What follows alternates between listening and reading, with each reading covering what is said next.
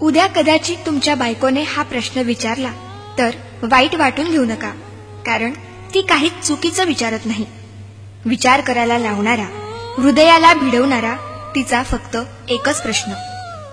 देह माझा हळद तुझ्या नावाची, हात माझा मेहंदी तुझ्या नावाची, भांग माझा सिंदूर तुझ्या नावाचा, माथा माझा बिंदिया तुझ्या नावाची, नाक माझे नथ तुझ्या नावाची, गळा माझा मंगळसूत्र तुझ्या नावाचे, मनगट माझे बांगड्या चुडा तुझ्या नावाचा, पाय माझे जोडवी तुझ्या नावाची, आणि हो, वडीलधाऱ्यांच्या पाया मी पडते आणि अखंड सौभाग्यवती भव आशीर्वाद मात्र तुला.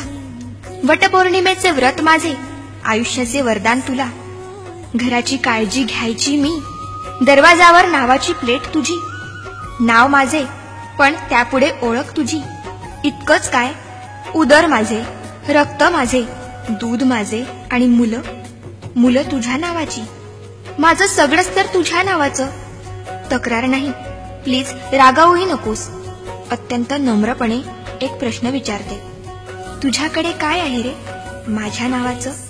आई बाबा मित्रमैत्रिणी सोडून आली तुझ्या घरी.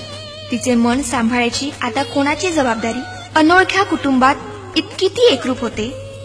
स्वतःची काही आवड होती हेच मुळी विसरून जाते. अशा तुझ्या पत्नीसाठी थोडासा बदलशील का? तिच्या मनाचा थोडा तरी विचार करशील का? कधी सकाळी लवकर उठून चहा तिला नेऊन दे. वाफाळता गरम उपमा हळूच पुढ्यात आणून दे. भाजीत मीठ नसले तरी हसून वेळ मारून ने. स्वयंपाकाला कधीतरी कौतुक भरले शब्द दे. साडी मस्त शोभतीये आज, मनमोकळी दाद दे.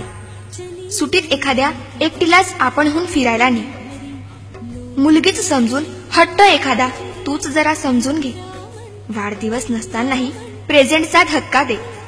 वादात स्वर उंचावताच शांतपणे ऐकून घे. पुरुषप्रधान संस्कृती सोडून माणूसपणाला थारा दे. झोपताना थोपटून तिला आधाराची कुशी दे.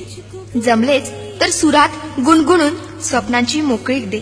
हातात हात घेतलास लग्नात, आता खरी साथ दे. नवरेपणा दूर टाकून विसावायला प्रेमळ खांदा दे. अशी काहीशी साथ दे, मित्रत्वाचा हात दे.